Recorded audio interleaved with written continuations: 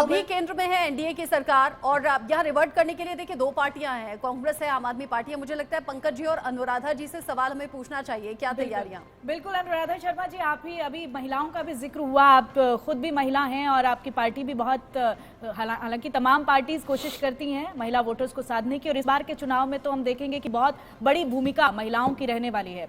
अभी एक और महत्वपूर्ण बात इससे पहले प्रवक्ता ने कही कि तमाम जो पार्टीज हैं वो विकास के मुद्दों की बजाय जो है वो अलग मुद्दों को लेकर मैदान में आ जाती हैं, वो दूसरी पार्टी से इन्फ्लुएंस हो जाती हैं और फिर उनके मुद्दे कहीं ना कहीं बीच में गौण हो जाते हैं। आपकी पार्टी के साथ भी कई बार ऐसा देखने को मिला कि धर्म की बात हुई तो सियासत पर आप एक अलग सियासत करते रहे धर्म, लेकिन एट लास्ट आपके नेता भी मंदिरों में दिखाई दिए। देखिए मैडम, मेरी एक रिक्वेस्ट है कि चाहे आप मुझे 1 मिनट दे, 2 मिनट दे, लेकिन मेरी बात पूरी हो जाने दे, बीच में उसको ना आप डिस्कनेक्ट करें। जो बात आपने कही वो बिल्कुल बहुत अच्छा सवाल है आपका, और मैं आपको कहना चाहती हूँ कि आम आदमी पार्टी ने दिल्ली के अंदर अपना काम करके एक मॉडल स्थापित किया है, और हम जिस प्रदेश में भी प्रचार के लिए जाएंगे हम ये कहेंगे कि जिस तरह से हमने दिल्ली के अंदर काम किया, हम आपके प्रदेश में भी काम करना चाहते हैं, हमें मौका दीजिए। स्वास्थ्य के मामले में देखिए, शिक्षा के मामले में देखिए, महिलाओं को हमने जो आने जाने की सुविधा दी, किराए से मुक्त की परेशानी से उनको मुक्त किया, जो हमने महिलाओं को 1000 रुपये महीना जो उनको राशि दिल्ली गवर्नमेंट दे रही है वो देखिए। हमने सीसीटीवी कैमरे जगह जगह लगवा के बसों तक में वो सारी व्यवस्थाएं हमने करा के ये साबित किया कि हम महिलाओं की सुरक्षा के लिए काम कर रहे हैं। हम अपने काम के आधार पे लोगों के बीच में जाना चाहते हैं। दूसरी बात, अनुराधा जी, अगर आप परमिट करें तो एक सवाल मैं आपसे पूछ लूं। दिल्ली में आपने काम किया, आपको उसी तरीके से दिल्ली के लोगों ने समर्थन भी दिया, इसमें कोई दो राय नहीं है। साथ ही साथ पंजाब में भी सरकार बन गई, लेकिन सच्चाई ये भी है कि अलग अलग राज्यों में जब आप चुनावी मैदान में उतरे तो वो सपोर्ट नहीं मिला। और साथ ही उन आम लोगों की सोच को आप क्या कहेंगे जो परसेप्शन रखते हैं विधानसभा चुनाव को लेकर अलग और लोकसभा चुनाव को लेकर अलग? वो सीधे सीधे कहते हैं भाई मुझे अपने राज्य में इनकी सरकार चाहिए लेकिन मुझे केंद्र में वो चाहिए। मैं किसी पार्टी का नाम नहीं ले रही, लेकिन कैसे जीतेंगे लोगों के दिल को? देखिए रचना जी, मैं आपको बिल्कुल क्लियर करना चाहती हूँ कि आप गठबंधन की बात कर रही हैं और आप विधानसभा चुनाव के अंदर अलग अलग चुनाव लड़ने की बात कर रही हैं। एम आई राइट? यही बात कर रही है ना जी। मैं इसको क्लियर कर देती हूँ। आम आदमी पार्टी ने कांग्रेस के साथ जो गठबंधन किया है और जो गठबंधन का हिस्सा आम आदमी पार्टी बनी है, उसका एक ही लक्ष्य है कि हम इस देश की संवैधानिक व्यवस्था के ऊपर किए जा रहे प्रहारों से इस देश की व्यवस्था को बचाना चाहते हैं। हम इस डेमोक्रेटिक सिस्टम को ध्वस्त करने की जो राजनीति भारतीय जनता पार्टी कर रही है उससे इस देश को बचाना चाहते हैं, इसलिए हमने गठबंधन का हिस्सा बनना स्वीकार किया। आपके हिसाब से कैसे ध्वस्त होती है? बाकायदा चुनाव होते हैं, लोग वोट डालते हैं। नहीं, वोट आप तो सिर्फ वोट की बात कर रही है, लेकिन आज पूरे देश में जो आलम बना हुआ है, दिल्ली के अंदर काम करने नहीं दिया जा रहा। गवर्नर रूल को लेके जो सुप्रीम कोर्ट ने डिसीजन दिया उसको चैलेंज कर दिया सेंट्रल गवर्नमेंट ने। जिस तरह से दखल अंदाजी है और जिस तरह से एक तरह से कहते हैं ना कि सरकार को फेल करने का काम किया जा रहा है, और इससे बड़ा उदाहरण के सामने मैं रखती हूँ, जहां पे भारतीय जनता पार्टी की सरकार नहीं है वहां खरीद फरोख्त करके, अभी आपके सामने हिमाचल का उदाहरण आया, सरकार गिराने का काम किया जाता है। जब भारतीय जनता पार्टी अपनी सरकार बनती है तो कहती है कि हमें तो जनादेश मिला है, हमें तो आशीर्वाद मिला है, जब दूसरी पार्टियों को वो जनादेश और आशीर्वाद मिलता है तो उसको वो तोड़ने का काम करती है। ये संवैधानिक व्यवस्था का पालन करना है क्या इसको संवैधानिक व्यवस्था का ध्वस्त करना नहीं कहते? और दूसरी बात, अभी आपने कहा, जैसे हमने पंजाब में कहा कि हम अलग अलग चुनाव लड़ेंगे, स्ट्रेटेजी का पार्ट है। जब एनडीए अपनी स्ट्रेटेजी काम करता है तो आपको वो स्ट्रेटेजी लगती है, लेकिन जब इंडिया गठबंधन अपनी स्ट्रेटेजी में काम करता है तो आप कहते हैं कि लोग समझेंगे कैसे? ऐसा नहीं है, हर राजनीतिक दल सोच समझ के गठबंधन का हिस्सा बना है। बिल्कुल सही बात है, स्ट्रेटेजी का जिक्र कर रही हैं और हर राजनीतिक पार्टी का ये हक है कि वो किस तरह से अपनी रणनीति बनाए। आलोक जी इसको बेहतर समझा सकते हैं कि रणनीति के भीतर रणनीति क्या है। देखिए, रणनीति आज दिखाई दे रहा है कि कांग्रेस जिस तरह से गठबंधन का मुंबई में बैठक हो रही है, आज सभा हो रही है, कल भी होगा, अभी तक तो पूरा गठबंधन कहाँ, ममता जी बिल्कुल अलग हो गई, अखिलेश जी के साथ जो समझौता भी है वो 30 सीटों के लिए है, आम आदमी पार्टी के साथ समझौता पंजाब में नहीं है। ऐसी स्थिति में गठबंधन नहीं, ये बात सही है कि सब संविधान की, लोकतंत्र की रक्षा के लिए राजनीतिक दलों को इसीलिए इस लोकतंत्र में अधिकार है, लेकिन मुझे ऐसा लगता है कि अब वो गठबंधन जैसे सब जेल में रह करके एक साथ भुगते, ऐसा नहीं है। वही एक तरफ सत्ता में है, दूसरे को जेल भेजना चाहता है, दूसरे दिन कहता नहीं भेजना चाहता। आप इस तरह के जो विरोधाभास आपस में है, जो एक दूसरे से टकराने का है, उनका वर्कर एक दूसरे पर भरोसा कैसे करेगा जब कल तक उसको नारा लगाना, उसको जेल भेजने का काम किया गया, आज उसी के साथ काम करना कितना कठिन होता है। इसलिए मुझे लगता है कि राष्ट्रीय राजनीतिक दल हो, आम आदमी पार्टी भी उभर के आ रही है, गुजरात में, पंजाब में और देश में जहाँ भी जाना चाहे, लेकिन संकट यही है कि एक पूरा संगठन का ढांचा लोगों को साथ में लगे कि हम इसको आगे कुछ बढ़ के कुछ कर सकते हैं, विकल्प है। अभी जब विकल्प नहीं दिखता है, इसलिए समस्याएं दिखाई दे रही। बिल्कुल सही आपने कहा कि विकल्प नहीं दिखता, इसीलिए लोगों के साथ समस्याएं आती हैं। हालांकि ऑन एयर हम नहीं बोल सकते, लेकिन ऑफ एयर जब भी लोगों से बात होती है तो इस तरह की चर्चाएं बहुत होती हैं। और मुझे लगता है पंकज जी इस बात को बेहतर समझा पाएंगे, लेकिन एसएन सिंह जी भी जवाब देना चाहते थे। हम आगे बढ़े। 7 चरण के चुनाव का जिक्र हमने किया। 19 अप्रैल जो वोटिंग शुरू हो जाएगी और जो आखिरी चरण होगा वो 1 जून को होगा। 4 जून को रिजल्ट हम सबके सामने होंगे। पहला फेज जब 102 सीटों पर चुनाव होना है, दूसरा फेज जब 89 सीटों पर चुनाव होगा, तीसरे फेज में 94 सीटों पर वोटिंग होगी, जबकि चौथा फेज 96 सीटों पर चुनाव, 5वें चरण में सिर्फ 49 सीटों पर चुनाव का दिन रहेगा, छठा चरण 57 सीटों पर चुनाव और 7वां चरण आखिरी चुनाव जब 57 सीटों पर ही चुनाव होना है। पंकज जी, तैयारी तो बहुत पुरजोर तरीके से अब आगे बढ़ानी होगी, क्योंकि एक तरफ तो बीजेपी है सहयोगी दलों के साथ एनडीए गठबंधन को मजबूती देती हुई, और सबसे बड़ा चेहरा पीएम मोदी का।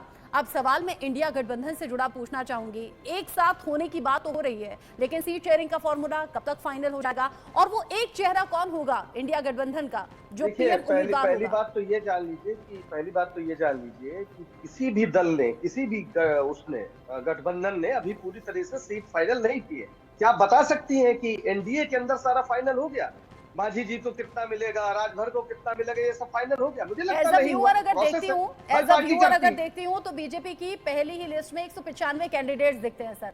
अरे 195 हमारे भी आ गए, हमारे भी 195 आ गए। मैं जो जहाँ जटिलता की बात करें मैं उसकी बात कर रहा हूं। आप कॉन्फिडेंस तो देखिए। अरे भाई हमारे यहाँ भी आ गए हैं 200 के आसपास। आपने शायद ध्यान नहीं दिया, थोड़ा आप कांग्रेस वगैरह के बारे में जान लिया करिए। नहीं अचानक 2004 वाला आएगा जब 350 सीटें। मैं चाहती हूँ आप हमारा ध्यान दिलाएं। रहेंगे तो मैं कुछ बोलूंगा।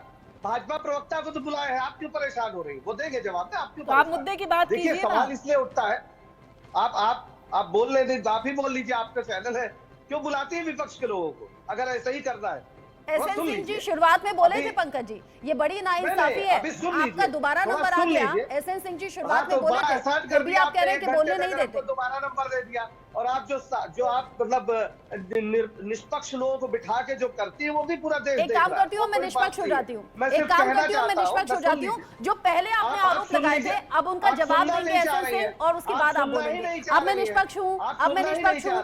पहले मैंने आपको 2 बार नंबर दिया ना, अब मैं निष्पक्ष हूँ। अब एसएन सिंह जी बोलेंगे, अब एसएन सिंह जी बोलेंगे, उनकी बातों का जवाब आप देंगे। सर मैं तो ये चाहती थी कि विपक्ष भी बोले, मैं ये चाहती थी विपक्ष भी बोले, इसीलिए आपको दूसरा नंबर दिया था। सॉरी, अब एसएन सिंह जी बोले। अब सुनिए, देखिए होता क्या है, कोई भी जो चुनाव होता है उसका कुछ न कुछ आधार होता है। आपकी आवाज आप क्या लेकर चुनाव में जा रहे हैं, आपका नेता कौन है?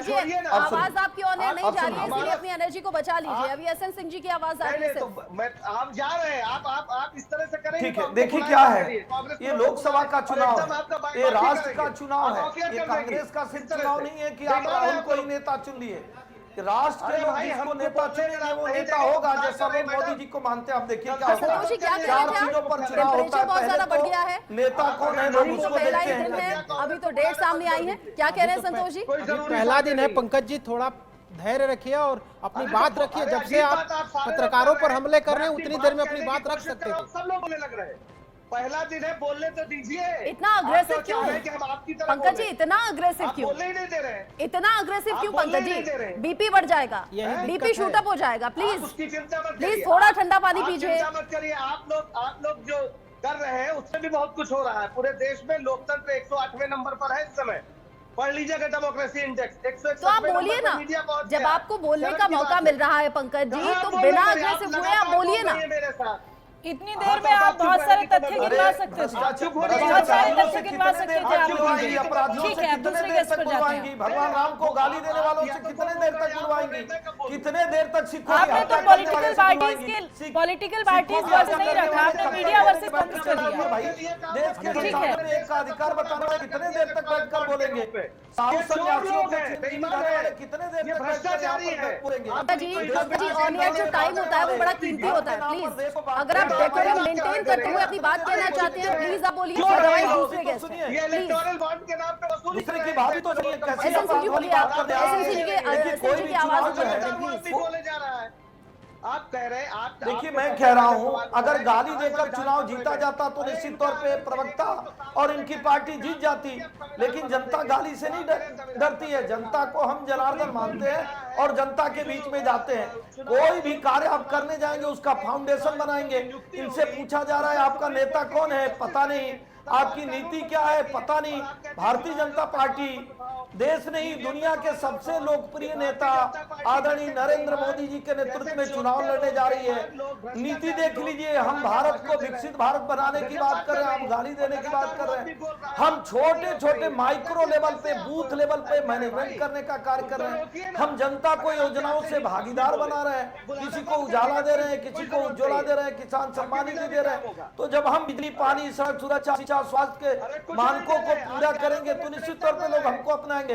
चौथी बात मैं कह रहा हूं, आप हाथ किससे मिला पा रहे हैं? ऐसे भ्रष्टाचारी आम आदमी पार्टी जो 500 पेज का रिपोर्ट कार्ड लेके लक्ष्मीनगर थाने में जमा करती है कि कांग्रेस तो भ्रष्टाचारी है। ठीक है, कांग्रेस एसएन सिंह जी, डिम्पल यादव कुछ बोल रही है, सुनेंगे। किसान भाइयों को एमएसपी मिले या ना मिले ये उसका भी चुनाव है।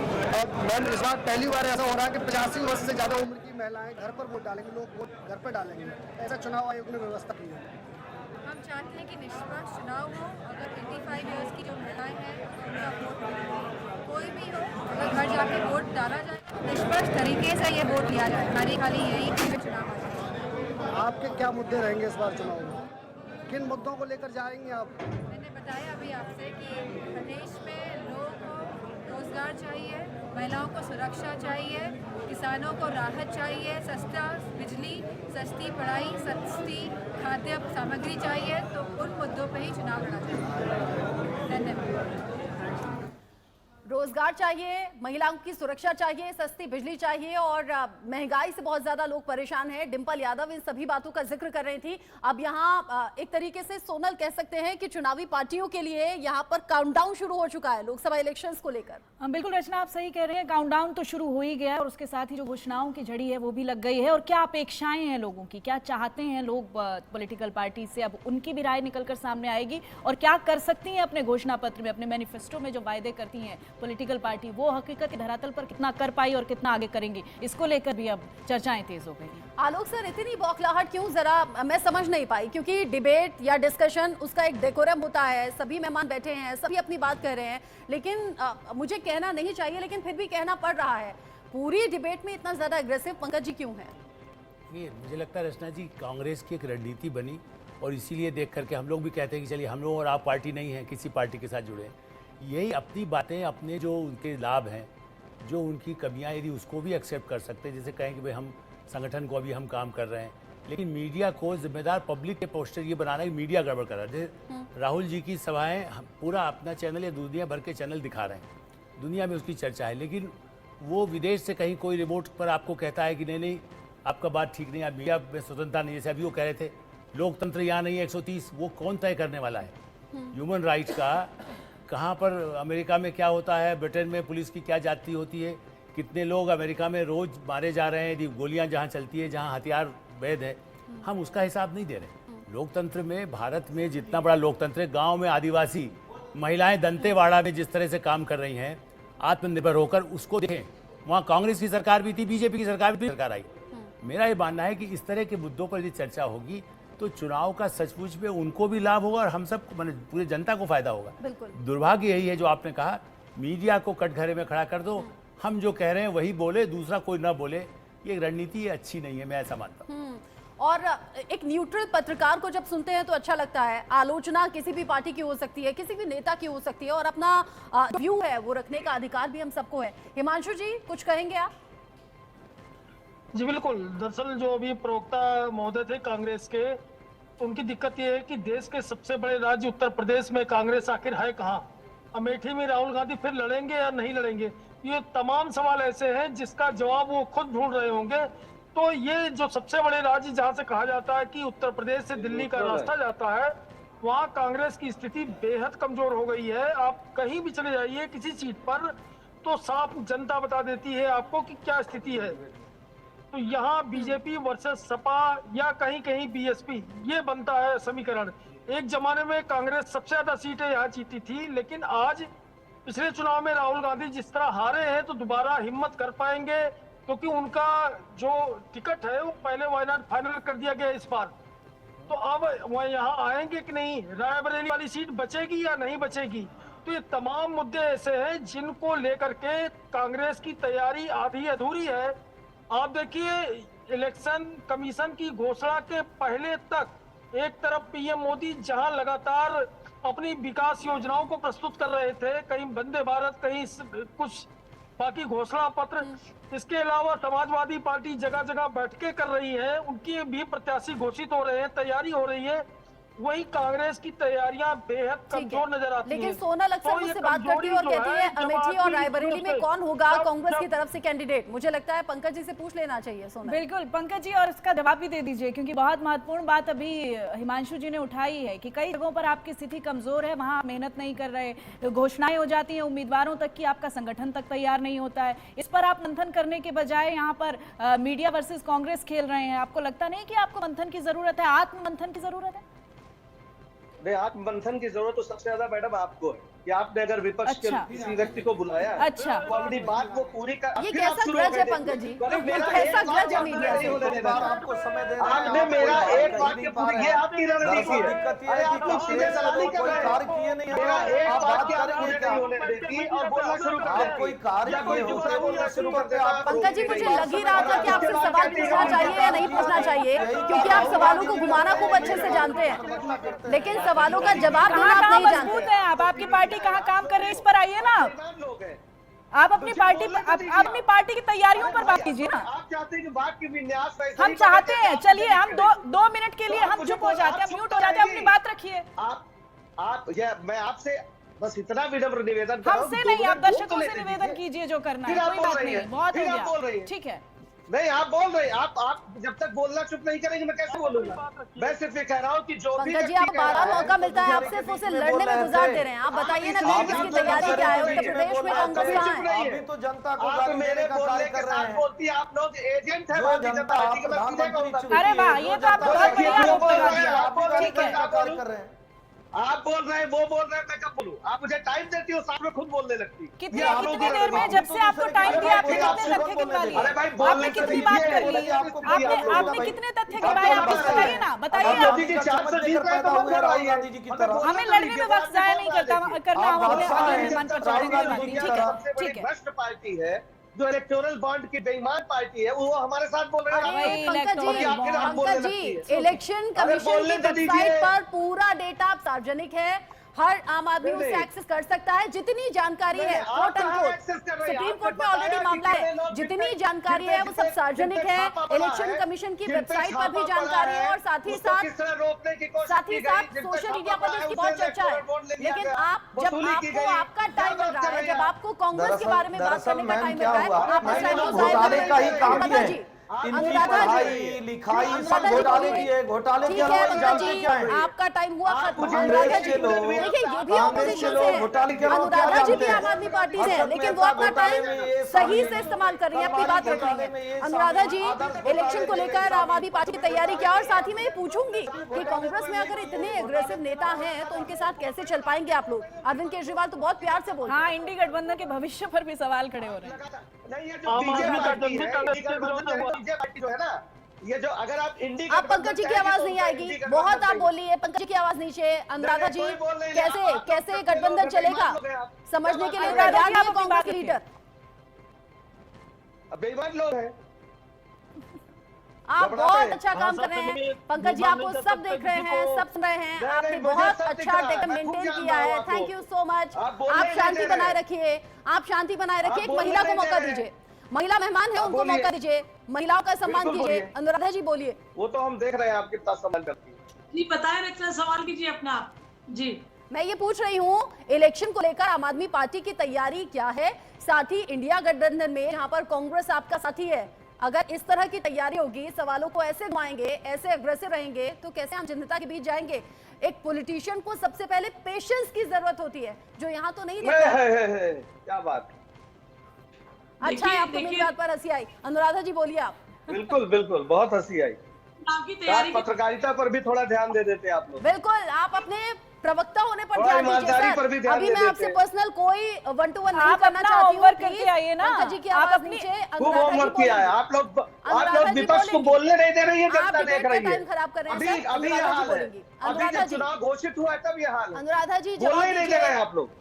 मैं अपनी बात तो तब रखूं तो मेरी बात को कोई रखने दे। बिल्कुल सही कह रही हैं आप। ये बात ये लोग पहुंचे चुप पंकज रहे जी के होने कानों दे तक, ये बात पहुंचे पंकज जी के कानों तक कि और किसी मेहमान को जी बोलने आप नहीं दे जब रहे। मेरा मौका था तो आपने यही किया जब था। आपका मौका था सर, आपने लड़ने में गवा दिया। आप पीसीआर प्लीज, दूसरों का आप मौका पंकज जी की क्यों आवाज हटा क्यों रहे लड़ रही? हैं? मुझे अपनी बात अनुराधा करने जी दीजिए, आप क्यों बोलेंगी। बोल रही बीच में? रचना बोलिए में अनुराधा जी। जी क्योंकि जी, मैंने- अनुराधा जी प्लीज आप बोलिए। जो तैयारी थी आम आदमी पार्टी के चुनाव की जो तैयारी, उसके विषय पे मैंने आपको पहले लेकिन मैं अभी सारी चर्चा सुन रही हूँ बैठ के बड़े ध्यान से। मुझे एक बात समझ में नहीं आती, आपने अभी जिक्र किया आलोचना का, तो आलोचना तो किसी की भी हो सकती है ना। बिल्कुल। आलोचना का कोई भी हो सकता है, तो सबको सुनना चाहिए वो। हाँ। अगर मान लीजिए अगर विपक्ष कोई बात अपना पॉइंट रख रहा है और वो ये बता रहा है कि भाई बीजेपी की यही स्थिति है, तो वो भी तो सुननी चाहिए ना। आपके माध्यम से ही तो लोगों तक हम उस बात को बिल्कुल मैम, पहुंचाएंगे। आप बोलिए ना। अगर आप शब्दों की मर्यादा मैं बोल रहा ध्यान था, में कहाँ रखते बोल रहे हुए थे यार लोग? मीडिया को टारगेट ना करते हुए अपनी बात कहें तो बिल्कुल। अभी थोड़ी देर पहले तो मुख्य अरे मैं चुनाव मीडिया आयुक्त क्यों नहीं राजीव टारगेट कुमार कर जी बोल सकता रहे हूं? थे, मेरा वो बोल रहे अधिकार थे है। आप आलोचना सुनिए उसको। बिल्कुल चलेगी, लेकिन शब्दों के बारे में आप ध्यान रखें, कोई हेट अरे तो स्पीच कौन ना सा दें, इन सब बातों का शब्द ध्यान बोला है रखा बताइए? जाएगा। मीडिया के लिए कौन सा शब्द बोला है? यही तो बताया कि मीडिया की आज स्थिति 161वें नंबर पे है। आप सर मुझे आपसे समझने की जरूरत नहीं है, पर आपको बहुत समझने की जरूरत है कि अगर आप कांग्रेस की तरफ से प्रवक्ता के तौर पर एक डिबेट में बैठ रहे हैं तो आप कांग्रेस को कैसे रिप्रेजेंट अच्छा कर नहीं रहे लग हैं। रहा है। आपको भी समझने आपको की जरूरत काशी है का कि कॉरिडोर कांग्रेस अच्छा के नहीं लोगों लग को रहा है। बनाया है, उनको आपको बोलने बड़े का बड़े मौका दीजिए। कॉरिडोर और भारतीय रैपिड जनता रेल पार्टी के डिफेंस एजेंट को कॉरिडोर ये बताइए। सब अच्छे नहीं लग रहे हैं। देश की अर्थव्यवस्था बढ़ गई है, आपको अच्छा नहीं लग रहा है। कितना और इन्हें बोलेंगे? अच्छा नहीं क्या लगता बोलेंगे? है आप मीडिया का अपना सवाल बताइए करना ना। भी। आपकी सरकार इन्हें जब नहीं पंजाब अच्छा में लग रहा है रहती मीडिया का आप सवाल करना भी। सरकार आलोक जी हमारे साथ हैं, संतोष जी हैं, हिमांशु जी हैं, हो, पंकज जी क्या आप बात भी कर रहे जरूर हो? रहिएगा, अनुराधा जी हैं और एसएन सिंह जी हैं, आप सभी हमारे साथ जुड़े रहिएगा। चूंकि इंतजार अब देश का खत्म हो गया है। 140 करोड़ देशवासी ये सोच रहे थे कि कब इलेक्शन की डेट सामने आएंगी और फाइनली डेट सामने आ गई है। 19 अप्रैल से होगी शुरुआत, 1 जून जब लास्ट फेज का इलेक्शन होगा और 4 जून रिजल्ट हम सबके सामने